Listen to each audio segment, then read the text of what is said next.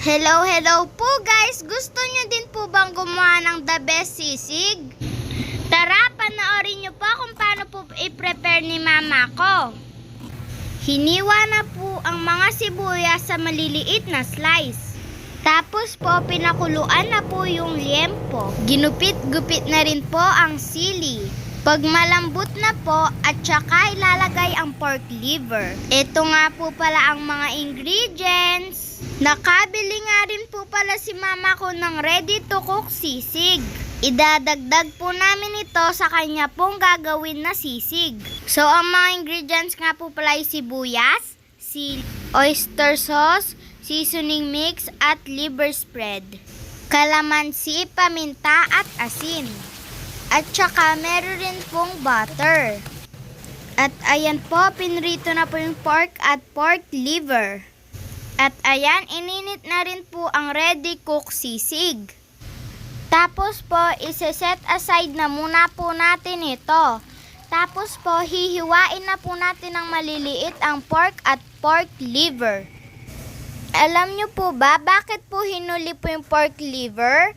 Para po hindi po masyadong matigas.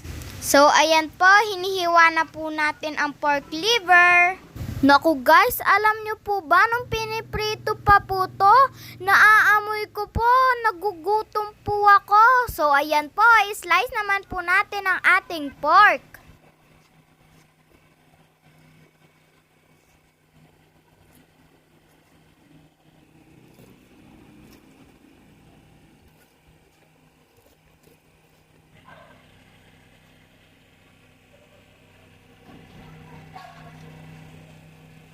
So, ayan po guys, ready na po yung mga sangkap. Guys, ako nga po pala magsasangkap niyan. Tuturo po sa akin ni mama kung paano po paghalu-haluin. Pero sabi po ni mama, basta paghalu-haluin ko lang daw po yan, tapos okay na. Sa malaking bowl, ilagay na po natin yung pork at pork liver. Ayan, next na po natin ang sili na ginupit-gupit. Ayan guys, pampaanghang. At ilagay na din po natin ang ating sibuyas na hiniwa-hiwa kanina. Naku guys, sarap po niyan, sinasabi ko sa inyo. At maglalagay din nga po pala tayo ng reno at ilalagay po natin lahat ng yan. Nahirapan pa nga po ako dyan kasi ayaw po matanggal nung reno dun sa kutsara.